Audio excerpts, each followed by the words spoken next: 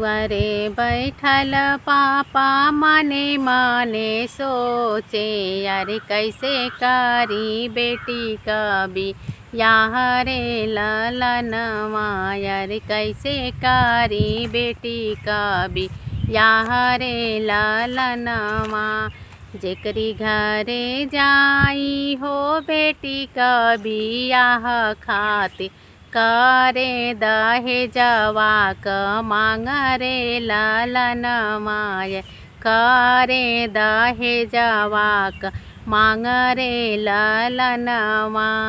10 लाख रुपया मांगे एक फोर व्हीलर, संग में गृहस्थी सब सामान रे ललनवा, संग में गृहस्थी सब सामान रे ललनवा। इहे मन करे खाई जहर महुरवाय, पाई अरे कहाँ पाई इतना दहेज रे ललनवा, कहाँ पाई इतना दहेज रे ललनवा।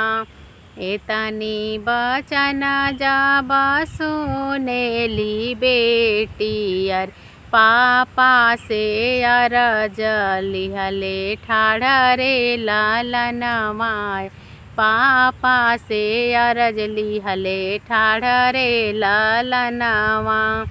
काहे तू ही पापा हो खाई जहरवाय, नाही करबो अपन बियाह रे ललनवा, नाही करबो अपन बियाह रे ललनवा।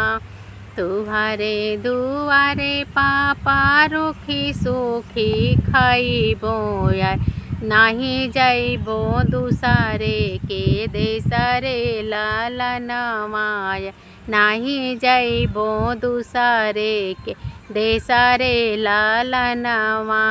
दुआरे बैठल भैया मने मने सोचे, कैसे करी बेटी बियाह रे ललनवा, कैसे करी बहन के बियाह रे ललनवा।